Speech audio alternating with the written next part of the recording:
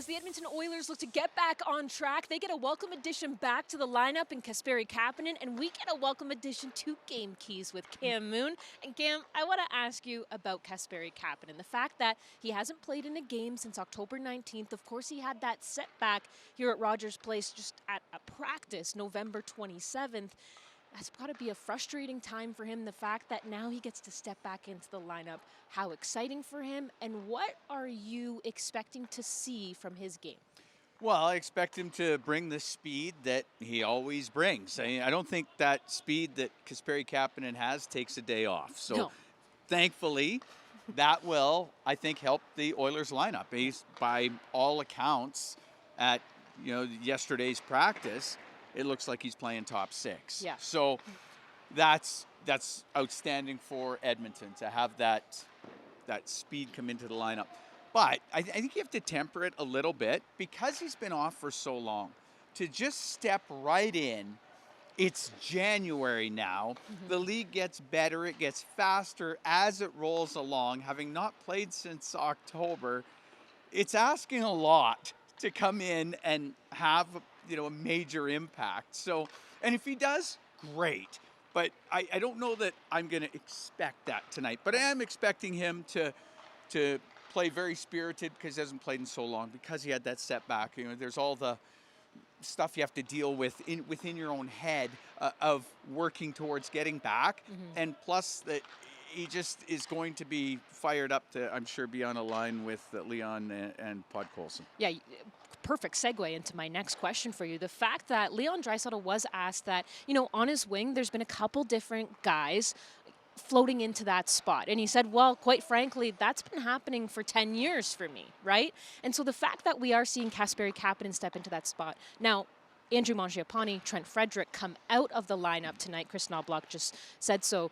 What do you think about the fact that, that's kind of what's going on with the Edmonton Oilers right now? Yeah, they haven't quite found the magic mix yet. Part of that due to injuries, as you haven't been able to have everybody available. Right. And part of it has just been because it hasn't always been a perfect mix. Mm-hmm. And you're still searching for that and trying to find a little bit of momentum, and hopefully they're able to do that soon, because as you know, since the Christmas break, it's been a little start and stop. Yep. So yeah, they want to get something going in the right direction. Getting Kasperi Kapanen back, I don't know how that doesn't help. Mm-hmm. So I think that's a step in the right direction. You want to get Jake Wallman back at some point too. Tristan Jarry in goal, you want to get him back as well. But we'll see how this works with Leon Draisaitl and Vasily Podkolzin, but I think of the speed that you have on both wings now, and the ability to forecheck and put pressure on the opposition. Hopefully that leads to success. Leon Draisaitl also said that, well, in order to lead to success, we got to be tighter defensively. And before, in December, it seemed like the Oilers had really tightened things up, specifically with their goals against, right? But then the last couple games, we've been seeing that creep back up against Boston, against Philadelphia. What are you seeing, maybe the gaps that are there, and what needs to be tightened back up again? Yeah, anytime the Oilers have had success, prolonged success over the last 3-4 seasons, the quality chances against have really been suppressed. Yeah. And because the Oilers are going to score their goals, they are, for the most part. Every once in a while you're going to have a night where you just can't put it in, but for the most part they're going to get their goals. And the power play clicking to the way it is right now, it's going to get you some goals for. Yeah. But it's, again, leading up to suppressing chances, and you need some saves. Mm-hmm. Your goalie's got to pull a few out of the fire, like Calvin Pickard did in Winnipeg, that kind of thing. You're going to need those once in a while, but you don't want to be giving up as many chances. And whether that's off the rush, whether that's off the cycle, and I'm talking team defense, so everybody on the ice, not just the defenseman. It's so important to, as in the opposition zone, is there going to be a play at their blue line? And if not, the last thing you want to do is turn it over there, because it usually leads in a rush and of the odd man variety. Mm-hmm. Those lead to scoring chances. So same thing within the opposition zone. Everybody's got to be in good position. If players get out of position, maybe taking a bit of a risk, and sometimes you're going to do that, but that can lead to odd man rushes as well. Yeah. And same thing in D zone, it's about coverage. And who has to be where and which player they have to worry about. And if those assignments are followed properly, then that does lead to less chances against. So I think all of those things have to mix together. Goalie's got to crank out a few saves that maybe you wouldn't expect. Yeah. And there's your recipe for success. Oh, that's it. That's all. It's like cooking with Cam.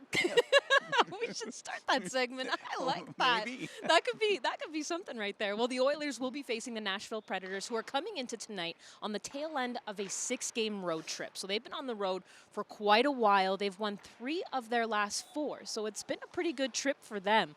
What is it that, you got to look out for most about the Nashville Predators? Well, Ryan O'Reilly's playing well for him. Steven Stamkos is playing well for him. Those Yeah. guys are scoring goals. Philip Forsberg's really good, too. I mean, Yeah. they've got some guys that can do some damage there. I know last game they went 11-7 and relied on all of their defensemen to put together a pretty good effort back there, and I think they did. Roman Josi kind of leads the way, and that's UC Saros in goal is going to give you a quality start quite often. So it's starting to, I guess, go the right way for them. And you said they're 3 of 4, 6 of 8. So they're playing pretty well, and they're getting key goals at key times. And I think they're playing fairly well in their own end. So for the Oilers, this is not going to be easy. It's going to be a tough test tonight. You mentioned key goals at key times. The Oilers acquired a key player from the Nashville Predators I guess we're kind of creeping up on a month now. Yeah. Spencer Stastny, of course, he spoke yesterday to the media saying, of course, he's looking forward to this game, and he's expecting a few chirps, mostly from Luke Evangelista. So we'll have to keep an eye out on those two tonight, but nonetheless, very excited. Thank you so much, Cam. Thanks for having me. All right, everybody, we'll see you tonight here at Rogers Place. It's the Oilers and the Nashville Predators.